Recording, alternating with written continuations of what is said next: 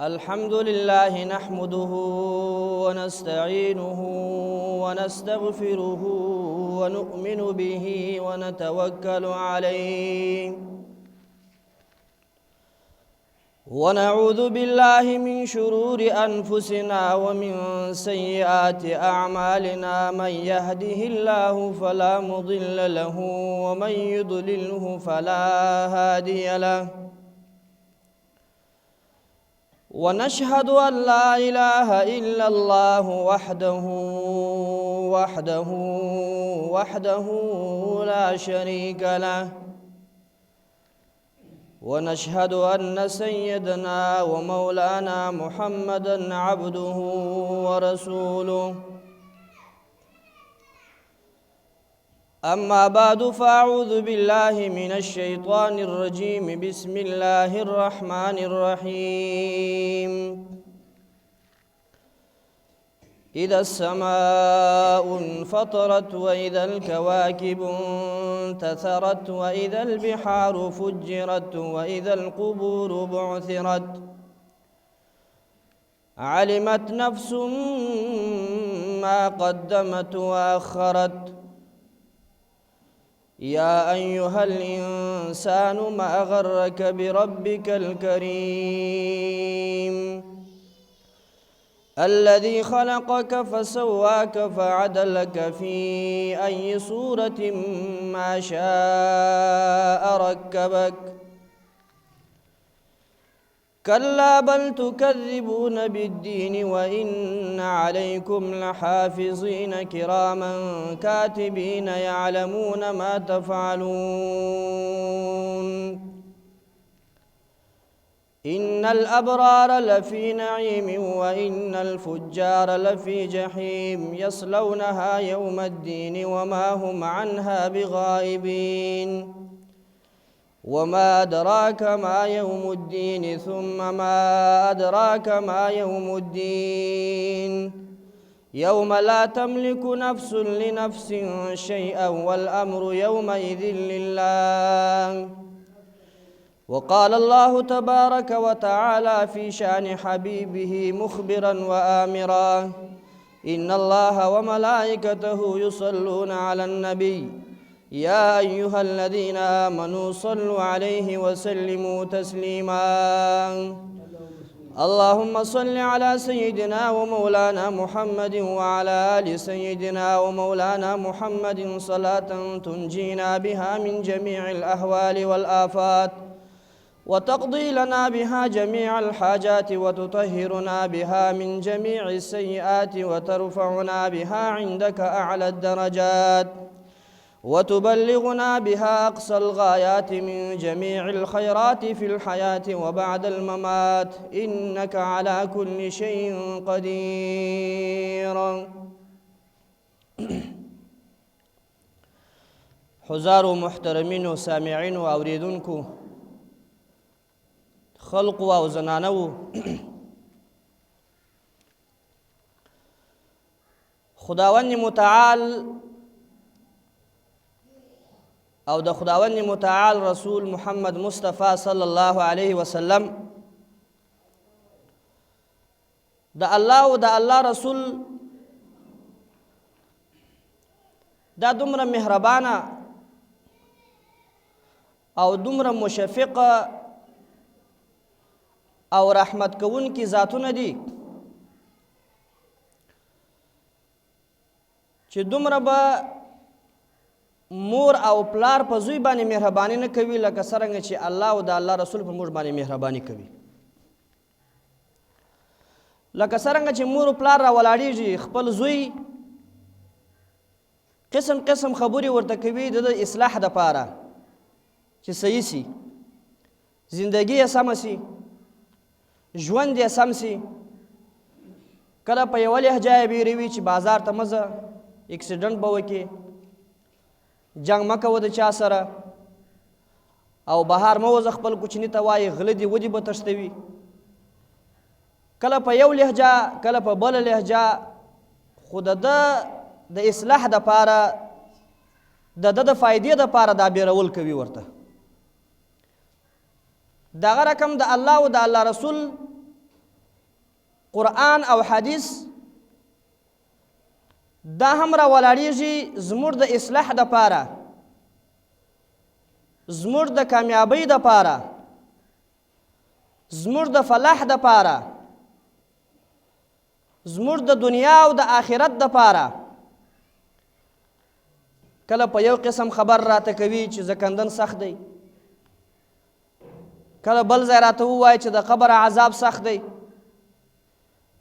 کله راته ووایي چې آخرت کې حساب کتاب سخت دی، کله راته ووایي چې آخرت داسې ورځ ده چې زوی به د پلار نه تښتي، پلار به د زوی نه تښتي، ورور به د ورور نه تښتي، دوست به د دوست نه تښتي. کله راته ووایي چې دا داسې ورځ ده چې په دغه ورځ باندې به انسان دا فدیه ورکړي چې زما زوی دې فدیه وي، زما پلار دې فدیه وي، زما ورور دې فدیه وي، خو د دې عذاب نه زه بچ سمه. کله یو قسم کله بل قسم قرآن او حدیث موږ بیروي د داسې آخرت او د قیامت او د قبر د عذاب او د زکندنه. خو دا بیرولې د دې دپاره نه دي چې یاره ولې موږ بیروي، زموږ د اصلاح دپاره قرآن او حدیث موږ ته دا بیان کوي، زموږ د کامیابۍ دپاره، زموږ د ګټې دپاره چې ګورئ وش کوئ چې دا دنیا مو دوکه نه کړي، د دنیا په چل او په فریب کې وانه چول سوی، بلکې دا دنیا دا داسې دنیا ده چې دا ختمېدونکې دنیا ده، ولاړه تیره سوه او هیره سوله او تیره بسي. خو لیکن بل ژوند دی چې هغه ابدي ژوند دی، همیشه همیشه ژوند دی، همیشه همیشه ژوند دی، همیشه همیشه ژوند دی. ستی په مخ کې به مرګ حلال کی چې مرګ ولاړې ختم سو. هغه زندگی همیشه زندگی خپل په دا څو منټو، په څو سکندو، په څو ګنټو قرآن او حدیث مشتوی می خرابوه. نو ځکه خداوند متعال یو ځای موږ ته فرمایي چې زکندن سخت دی، او بیا د زکندن داسې بیان کوي چې والتفت الساق بالساق الى ربک یومئذ المساق. چې کله زکندن سي یوه پښه به په بلې پښې، یوه پونډۍ به په بلې پونډۍ باندې را اړوي. دا د سختۍ د وجې نه داسې کوي. او ملائکو په وخت د زکندن کې دا انسان ټینګ نیولی وي، ملائکو نور طاقت نه وي چې منډه ووهي یا وزغلي یا تشته وکړي، که نه داسې منډه به کړې وای چې په لږ وخت کې به دا ټوله دنیا د سخت زکندن د وجې نه او د غم او د پریشانۍ او درد د وجې نه به کتلی وای. خو ملائکو نیولی وي، صرف یوه پونډۍ خپل په بلې پونډۍ باندې را اړوي او زکندن یې وي، سا ځینې خیږي. کلا اذا بلغت التراقي وقيل من راق وظن انه الفراق. وای داسې نه دی، الله وایي اذا بلغت التراقي، کله چې روح وایي ستوني ته راورسېږي، د پښو روح دې ووځي، د لاسو روح دې ووځي، او د سینې روح دې ووځي، روح دې راسي ستوني ته. وقیل من راق، بیا به وویل سي دا خبره چې څوک سته دمګر چې دم واچوي اوس او دی د مرګ نه بچ کړي. په دغه ټیم کې بیا نه دم چلیږي، نه تعویز چلیږي، نه ورورو، نه تربورو، نه پیسه، نه جایداد، نه مټري، نه ډالرو، نه کالداري او نه دا شی چلیږي. او وظن انه الفراق،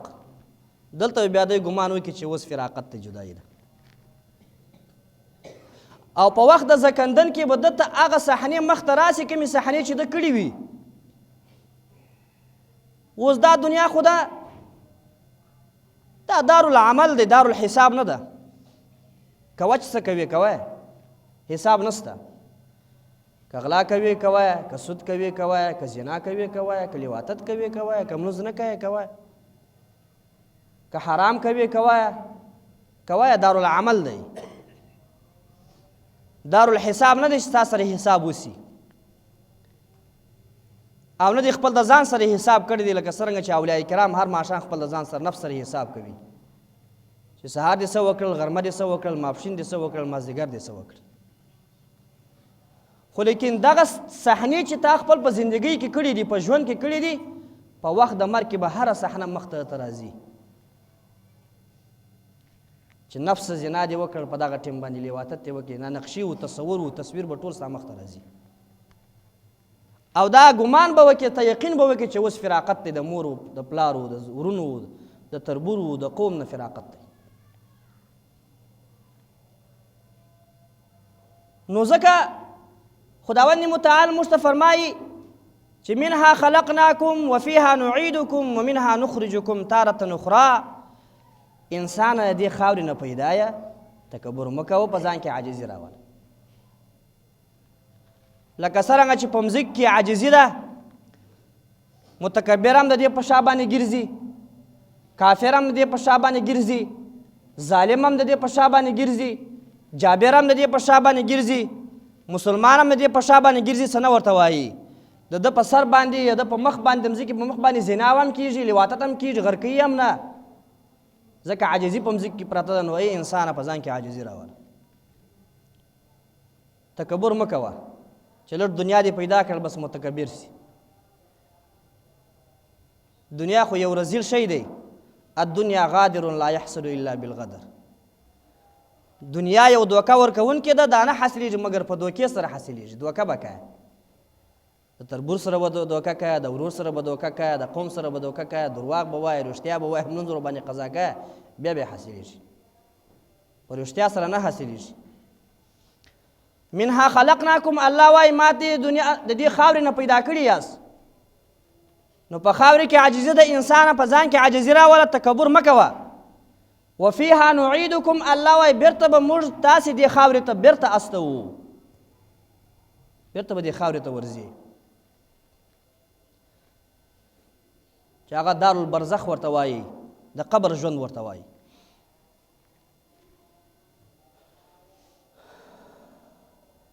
نو موږ ته درې سختۍ مخ ته دي. ګورئ،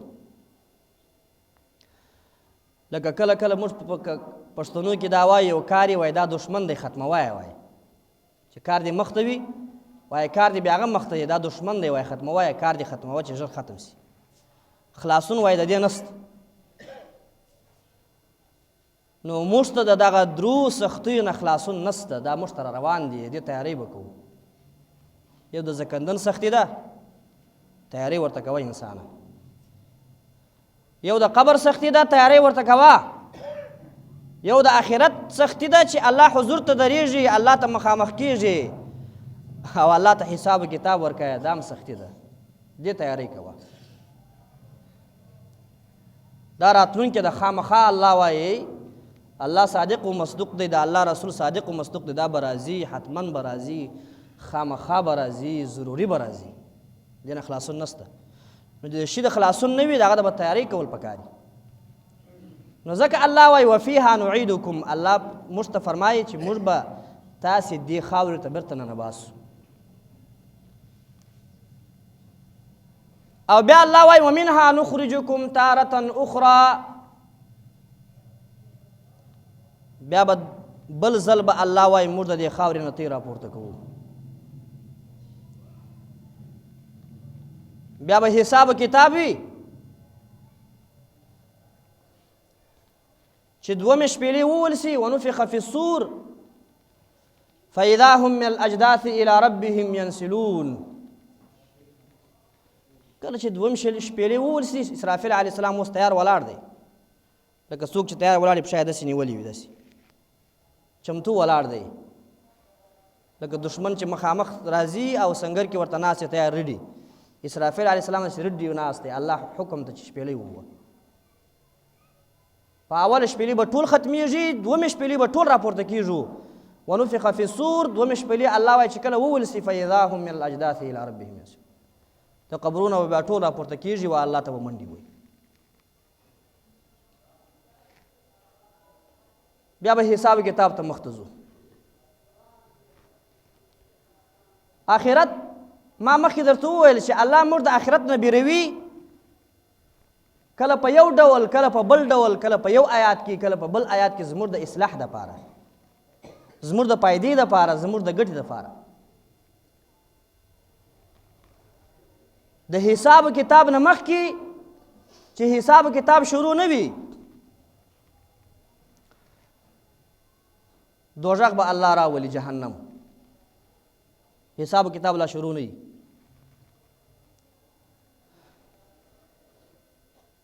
څلور اربه 90 کروڑو ملائکو به د دوزخ نیولی وي سوچ ورته کوي اوس او دوی به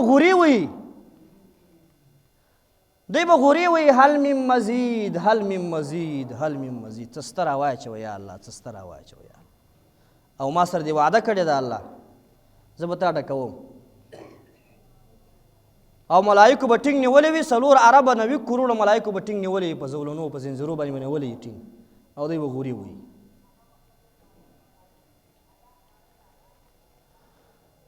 د حساب کتاب نه مخکې الله مجبروي جهنم به راښکاره کي فاذا جاءت الطامة الكبرى خداوند متعال فرمایي کله چې ورځ د قیامت سي یوم یتذکر الانسان ما سعى بیا به انسان ته ور په یاد سي چې ما څه کړي دي په هغه دنیا کې په دې دنیا کې خو انسان خپل د ځان سره حساب نه کوي خو هلته به ور په یاد سي بیا الله وایي چې دا مې کړي دي دا مې کړي دي او دا مې کړي وبرزت الجحیم لمن یرا الله به جهنم راولي ټولو ته فأما من طغى وآثر الحياة الدنيا فإن الجحيم هي الماوى چا چې په دې دنیا کې سرکشي کړې ده چا چې دا دنیا غوره کړې ده په آخرت باندې نو الله وایي فإن الجحيم هي الماوى جهنم به د ځای وي وأما من خاف مقام ربه ونهى النفس عن الهوى او څوک چې د الله د حضور نه بیریږي چې الله حضور ته به زه ځم او الله به ما سره حساب کتاب کوي ونهى النفس عن الهوى خپل نفس د خواهشاتو نه منع کړی وي د نفس خواهشات نه مني فإن الجنة هي المأوى الله وایي د پاره به دا جنت وي دا نفس د پاره جنت به د پاره وي نو جهنم چې راولي د حساب کتاب نه مخکې د آدم علیه السلام نیولې ته رسول الله صلی الله علیه وسلم پر ټول پیغمبران به سر په سجده باندې پریوزي چې جهنم وویني اولیاء کرام شهدا صالحین متقین پرهیزګاران چې جهنم وویني ورته کتلې به نسي هر یو به خپل نفسي نفسي نارې وایي نفسي نفسي نفسي نفسي هر یو خپل د ځان غم نیولی هر شی به یېري نفسي نفسي نارې به وایي حساب کتاب لا شروع نه وي نه دې به ورور په یاد وي نه دې به تربور په یاد وي نه دې به زوی په یاد وي خداوند متعال موږ ته فرمایي ما ورته وویل چې الله مو په قسم قسم بیروي خداوند متعال فرمایي فاذا جاءت الصاخه کله چې ورځ د قیامت سي یوم یفر المرء من اخیه په دغه ورځ به سړی خپل د ورور نه تښتي و امه و ابيه د خپل مور او د پلار نه به تښتي و صاحبته و بنيه د خپل ښځې او د خپل زامنو نه به تښتي د شرین دوست نه به تښتي ولا يسأل حميم حميما یو دوست به د بل دوست پوښتنه نه کوي هر یو به خپل نفسي نفسي نارې وایي خپل ځان غم به اخیستی صرف په ټولو مخلوقاتو کې صرف زموږ خوږ پیغمبر محمد مصطفی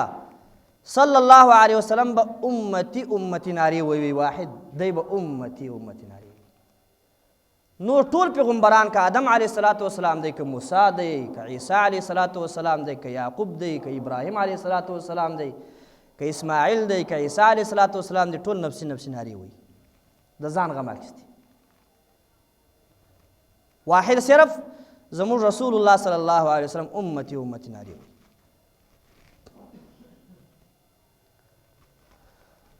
دا حدیث ډېر وړ حدیث دی بیا مقصد ته نه راځو چې چې سفارش څنګه کېږي، شفاعت څنګه کېږي. حساب کتاب شروع شي. په دې دنیا کې هم دا تعلیم یافته خلک پوهېږي چې کله امتحان شروع کېږي نو ممتحن هم دا کوشش کوي چې سختې پوښتنې وکړي او استاد هم دا کوشش کوي چې تکړه شاګرد ورمخته کړي. ځکه چې په اول سر کې کامیابي سي بیا په منځ او په آخر کې کامیابي وي. که په اول سر کې ناکام سوله شاګردان په آخر او منځ کې آخر کې باران ټول ناکامیږي. په جنګ او په جهاد کې هم دغسې کوم ملګري چې شهیدان سي نور ته وایي مې خبر وي بیا نور ته هم شکست ولیږي وایي پټې وباسئ. نو په ورځ د قیامت به هم دغسې اولنی حساب خداوند متعال د رسول الله صلی الله علیه وسلم د امتیانو نه شروع کوي او رسول الله صلی الله علیه وسلم ته به خداوند متعال ووایي چې یا رسول الله صلی الله علیه وسلم یو امتي دې رامخته کړه. حساب کتاب شروع سي. راسته وجې ته به ابوبکر ولاړې چپه وجې ته به عمر ولاړې نور اصحاب به هم ولاړې امتیان به هم ولاړې.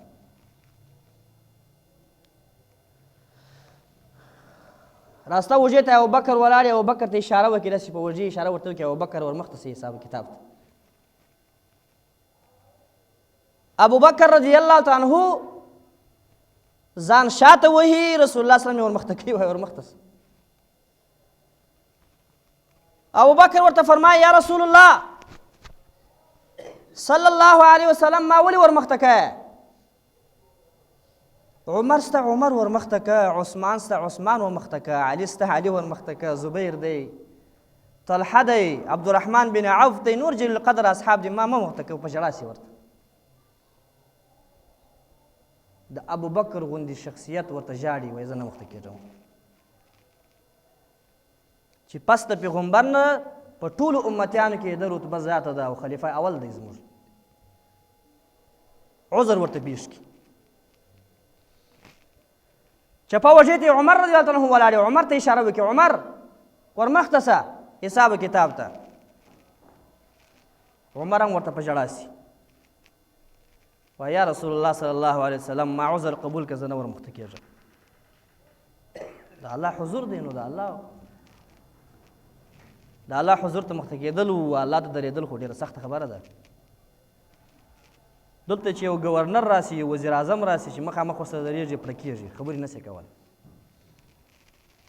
نو چې هغه د بادشاهانو بادشاه یې د هغه حضور ته به څه حالي وي. عمر نه ورمخته کېږي ژاړي ورته وایي نور اصحاب سته یا رسول الله سلم هغه ورمخته کړه ما مه ورمخته کوه. دوی په دغه ژړا او په افسوس کې وي ژاړي یو د بله سره. خداوند متعال ورته آواز وکړي چې یا رسول الله صلی الله علیه وسلم ابوبکر او عمر ته تکلیف مه ورکوه. تا په هغه دنیا کې دا خبره کړې وه چې 10 مبشره فی الجنه 10 اصحابو دې په هغه دنیا کې زیر د جنت ورکړی وو. یو په هغه کې ابوبکر هم دی عمر هم دی. په هغه دنیا کې دې ویلي وه چې دا دواړه جنتیان دي سره د نورو 8 اصحابو. نو ستا خبره زه نه درغوا کوم دا جنتیان دي دې سره حساب کتاب نشته نور رامخته کړه. نو ډېره سخته ورځ ده دا ډېره سخته ورځ ده. په ورځ د قیامت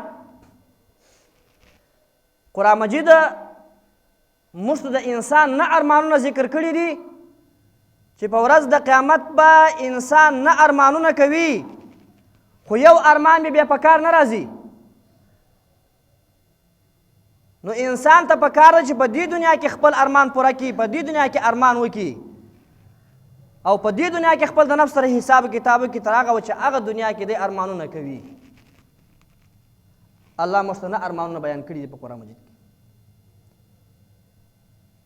اول چې کله ورځ د قیامت سي حساب کتاب نه مخکې د حیوانات چې کوم دي دا انسان ورته ګوري چې خاورې سي ختم سي الله یې خاورې کړي. دلته انسان ارمان کوي یا لیتنی کنت ترابا کاش کې زه هم خاورې سوی وای لکه څرنګه د حیوانات خاورې سوله کاش کې زه هم خاورې وای چې ما سره هم داسې حساب کتاب نه وای سوی لکه دوی سره چې ونه خو دا ارمان به په کار نه راسي. دویم ارمان دا کوي خداوند متعال فرمایي یا لیتنی قدمت لحیاتی ای کاش کې ما خو خپل وړاندې یو شی لیږلی وای چې اوس په کار راته راغلی وای یا لیتنی قدمت لحیاتی په ژوند کې مې کاش کې یو داسې کار کړی وای چې اوس په کار راته راغلی وای خداوند متعال زموږ مزدري دغسې نه بیایي سبحان الله وایست الحمدلله وایست استغفار وایست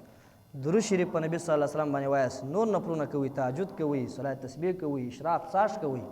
دا ضایع نه ځي نو چې شی دې کړی نه وي بیا توقع د څه شي لرې ته چې عمل دې صحیح نه وي نو بیا توقع د جنت څنګه لرې بیا چې په سنت باندې برابر نه یې بیا توقع او امید د شفاعت د نبي صلی الله علیه وسلم څنګه لرې بیا چې په ورځ د قیامت ما شفاعت به نبي صلی الله علیه وسلم صحیح ده په حوض کوثر به نبي سلام ولاړي یو امتی هم نه پرېږدي چې ولاړ شي خو لیکن خدای نخواسته که په شکل د خرو موږ تیر کي نبي صلی الله علیه وسلم ته خو معلومات کوي خره دي روان دي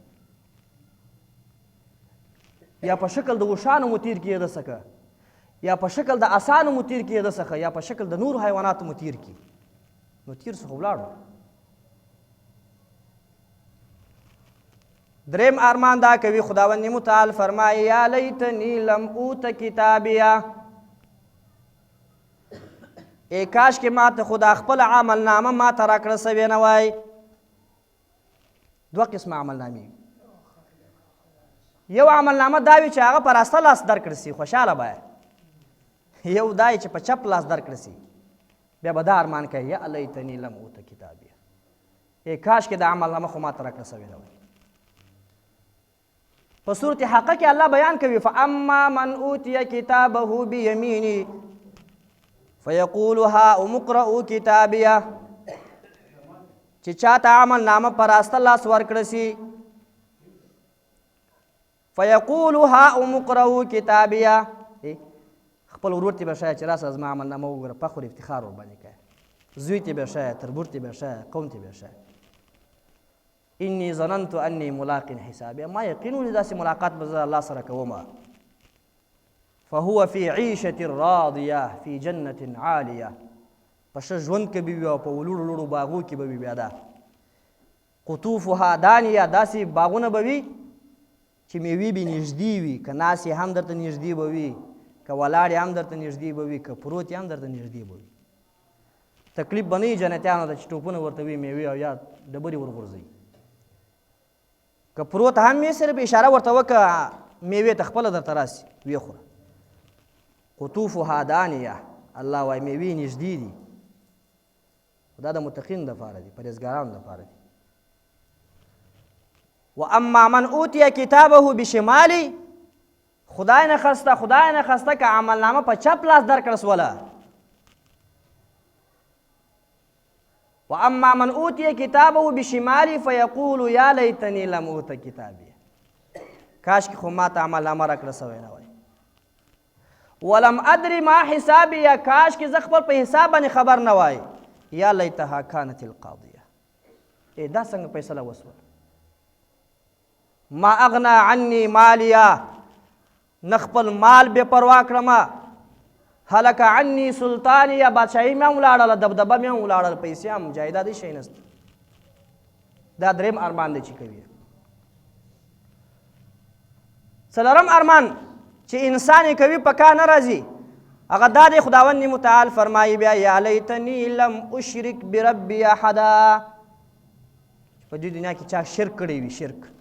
هلته بیا دا ارمان کوي یا لیتنی لم اشرک بربی احدا ای کاش کې خو ما شرک نه وای کړی کاش کې مې شرک نه وای کړی بل ارمان هغه دا کوي خداوند متعال فرمایي یا لیتنی اتخذت مع الرسول سبیلا کاش کې خو ما د رسول الله صلی الله علیه وسلم پیروي کړې وای او د ده لار مې مختاره کړې وای د پیغمبر لار مې مختاره کړې وای د هغه په سنتو باندې تللی وای د هغه په سنتو باندې مې عمل کړی وای د هغه په سنتو باندې مې رفتار کړی وای کاش به بیا په کار نه راځي کاش که بیا په کار نه راځي بل ارمان چې کوي انسان هغه به دا وي چې خداوند متعال بیان کوي یا لیتنا اطعنا الله واطعنا الرسول کاشکې موږ اطاعت د الله او د الله رسول کړی وای خو اطاعت بیا دا کاش بیا په کار نه راځي او چې سختي وویني بیا به وایي یا لیتنا نرد ولا نکذب بآیات ربنا ونکون من المؤمنین کاشکې موږ بیرته واپس شوي وای هغه دنیا لره او موږ به بیا درواغ نه وي ویلی د خدای پاک په آیاتو باندې او موږ به بیا مؤمنان وای صحیح مؤمنان به وای خو بیا هم دا کاش په کار نه راځي ورته او بل ارمان چې کوي هغه دا دی چې خداوند متعال فرمایي یا ویلتا لیتنی لم اتخذ فلانا خلیلا کاش کې ما خو هغه پلانکی ملګري ځان ته نیولی نه وای څنګه ګمراه کړم زه څنګه په شراب باندې واړولم څنګه په چرسو واړولم څنګه په پوډرو واړولم څنګه په بېبنازۍ واړولم څنګه په غلا واړولم څنګه په فسقو په فجورو په حرام په بېبنازۍ واړولم کاش کې خو هغه ملګري خو زما نه وای خو هغه به په کار نه راځي په کار به نه ورته راځي بیا خداوند متعال موږ ته د جهنم بیان کوي بیا وایي لها 7 ابواب لكل باب منهم جزء مقسوم د جهنم دپاره د دوزخ دپاره 7 دروازې دي هرې دروازې دپاره خپل حصه او خپل تقسیم مفسرین بیا داسې کوي چې طبقې طبقې دي لکه بلډینګ وارې داسې و بلډینګ دي یوه د یهودو دپاره ده یوه د نصاراو دپاره ده یوه د صایبینو دپاره ده یوه د مشرکینو دپاره ده او یوه د اهل توحید دپاره ده یعنې هغه خلک چې مسلمانان وي خو لیکن ګناوې کړي وي د هغو دپاره هم دا طبقه ده په معراج په شپه باندې چې رسول الله صلی الله علیه وسلم معراج ته ولاړی جبرائیل علیه السلام چې جهنمو ته بوتی نو ویل دا د یهودو دپاره ده دا دروازه د نصاراو دپاره ده دا صایبینو دپاره ده دا د مجوسینو دپاره ده دا د مشرکینو دپاره ده دا د منافقینو دپاره ده شپږم وهم ته چې ورسېدی ودرېدی جبرائیل السلام رسول الله سلام ورته ووایه دا وم چا لپاره ده یو ورور راته ووایه جبرائیل خو ورورو وایه دا ستا د امتیانو دپاره ده هغه امتیان چې هغه بدکار او ګناهګار و او بیا توبه نه وباسلې په صدق سره الله ته او ترازو یې سپک سو نو دا د هغو خلکو دپاره ده هغه قصه د معراج بیا اوږده ده چې ژاړي بیا راځي غار ته څو شپې څو ورځې ژاړي الله له خو 7 دروازې دي د هرې دروازې دپاره خپل نوم دی تفسیر ابن عباس تفسیر ابن کثیر د دې نومانو ذکر کړی دی اول دروازې نوم جهنم دی دومې دروازې نوم لظا ده درېمې دروازې نوم حطمه ده څلورمې دروازې نوم سعیر دی پنځمې دروازې نوم سقر دی شپږمې دروازې نوم جحیم دی اوهمې دروازې نوم حاویه ده دا 7 دروازې دي او د هرې دروازې بیان الله کوي د هرې دروازې بیان الله موږ ته په قرآن مجید کې کړی دی خو زموږ د اصلاح دپاره زموږ د ګټې او د فایدې دپاره الله موږ ته بیان کوي د جهنم بیان الله کړی موږ ته په 14مې سپارې کې ومن یقتل مؤمنا متعمدا فجزاؤه جهنم خالدا فيها وغضب الله عليه ولعنه واعد له عذابا عظیما څوک چې په قصر یو مؤمن مړ کړي الله 15 عذاب ورکوي په قصر مؤمن مړ کول په دغه آیت کې 15 عذاب الله ذکر کړي چې دا به جهنم ته ځي د لظا بیان هم الله کړی دی کلا انها لظا نزاعة للشوا دا جهنم چې دی دا لظا دی وای ګرم اور دی نزاعة للشوا پوستکی سوځونکی دی شوا هغه د سر پوستکي ته وایي چې سر پوستکی سوځوي او د حطمه بیان هم الله موږ ته کړی دی چې حطمه چاته وایي ویل لکل همزة لمزة الذي جمع مالا وعدده يحسب أن ماله أخلده كلا لينبذن في الحطمة دیو په حطمه کې ورغورځول سي وما أدراك ما الحطمه حطمه چې شي ده نار الله الموقده دا اور د الله دی الموقده چې هغه بل کړه سوی دی التي تطلع على الافئده په زړونو باندې راخیږي زړونه سوځوي انها عليهم مؤصده في عمد ممدده دا اورو په دوی باندې بند وي دروازې به بندې وي او په غټو غټو ستونو کې الله وایي دوی به ټینګ تړل سوي وي دا د حطمه بیان الله کوي او د هغه رقم د سعیر بیان هم الله کوي خداوند متعال د سعیر بیان کوي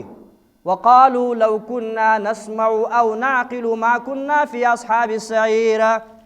وای که چیرې موږ ته لږ عقل الله را کړی وای دا جهنمیان به ووایي او موږ اورېدل کړی وای د علماو خبرې مو اورولې وای هغه مو اورېدلې وای په هغه باندې مو عمل کړی وای موږ به خاوندان د اور نه وای بیا سعیر کې به پراته نه وای او د هغه رقم د سقر بیان هم الله کوي خداوند متعال سقر بیان کوي ما سلککم فی سقر قالوا لم نك من المصلين ولم نك نطعم المسكين ملائکه ورته وایي چې تاسو ولې سقر ته داخل سواست سقر ته الله ولې واچولاس دوی به څه وایي قالوا لم نك من المصلين ای موږ لمونځ کوونکي نه وو لمونځونه مو نه کول او موږ مسکینانو ته خوراکونه نه ورکوله د غریب پوښتنه مو نه کوله د خوار پوښتنه مو نه کوله موږ په عبسو کارو کې هم غوټې ولې عبس کارونه هم کول او د جحیم بیان هم خداوند متعال کوي جحیم او د هغه رقم د حاویه بیان هم خداوند متعال کوي جحیم بیان خو په قرآن مجید کې بیخي زیات راغلی دی خو د حاویه بیان خداوند متعال یو ځای کوي یو ځای راغلی دی په سورة قارعه کې اما من خفت موازینه فامه هاویه وما ادراک ما هي نار حامیه چې چا چې ترازو سپک سي فامه هاویه ځای هاویه دی وما ادراک ما هي دا هاویه چې شي دی نار حامیه ګرم اور دی ګرم اور دی نو ما مخکې د ټول دې لپاره ضرورت د څه شي دی د اعمالو دی هر عالم چې دلته منبر ته راځي د عالمانو یوه خبره وي بس اصلاح د نفس اصلاح د مسلمانانو اصلاح د امت مسلمه د دې د الله رضا مقصد وي او دغه مقصد وي چې مسلمان اصلاح راسي د امت مسلمه د محمد مصطفی صلی الله علیه وسلم د امتیانو اصلاح راسي واقعا بیانوم ټیم هم پوره دی بس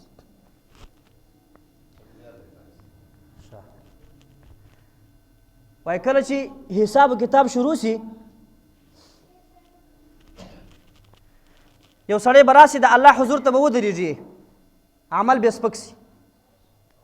نو خداوند متعال به ورته ووایي چې زه د قانون مطابقه ای انسان زه جهنمیه ای د رسول الله صلی الله علیه وسلم امتي زه جهنمیه ځکه وزن دې سپک سو او قانون په قرآن مجید کې دا ذکر شوی دی که چیرې وزن د نیکۍ دې دروند سو جنتیه که سپک سو جهنمي ورځه جهنم ته د یو پریشانه سي روان به سي مخ ته به یو شپېنځه دی ورته راسي وایي ولې خفه یې وایي څه کوې وایي وایي نه خو ته راته وایي ولې خفه یې وایي د قانون مطابق جهنمي یم وزن ترازو مې سپک شوی دی هغه شپېنځه ورته فرمایي چې ځوانه زما سره دی یو امانت دی یو سپین کاغذ را سره پروت دی د امانت دې واخه خپل په ترازو کې واچوئ انشاءالله ترازو دې به دروند سي په نستوړي کې به سپین کاغذ وي دا کاغذ به ورکړي وایي وایخ دی به را روان سي دا سپین کاغذ دغسې به پټ راواخلي خپل ترازو ته به واچي د کم نیکۍ تلی چې کم د هغه به درانه سي او د بدو تله به چې ولړه سي الله به ورته وایي د قانون مطابق ورځه اوس جنتي سولې دی به خوشحاله سي شپېنډرې پسې به ځغلي او ګیر به یې کړي چې ای شپېنډره ته څوک یې چې ما سره دې نیکي وکړله ته څوک یې چې د لوی عذاب او د لوی مصیبت او د لوی تکلیف په دې خلاص کړم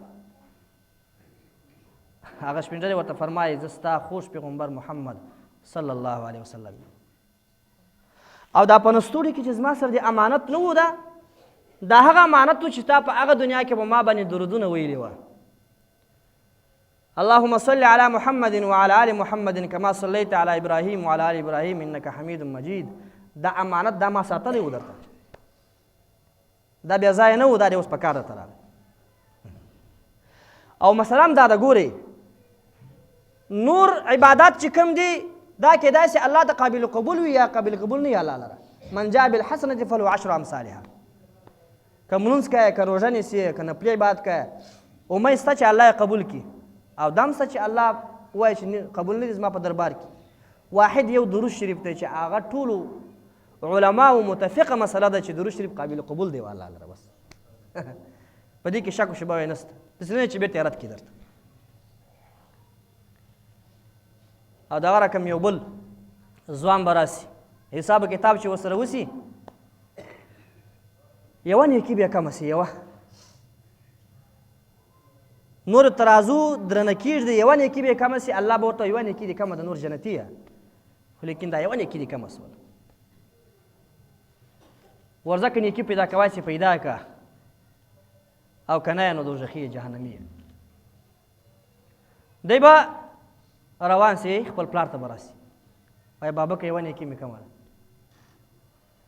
پلار ورته فرمایي چې نه بچو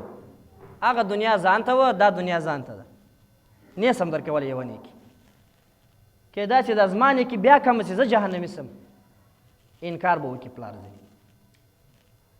مور ته به راسي مور به انکار ځینې وکړي ورور ته به راسي ورور انکار ځینې وکړي قوم ته به راسي قوم انکار ځینې وکړي تربور ته به راسي تربور انکار ځینې وکړي دوست ته به راسي دوست انکار ځینې وکړي ناامیده به سي څوک یې نه راکوي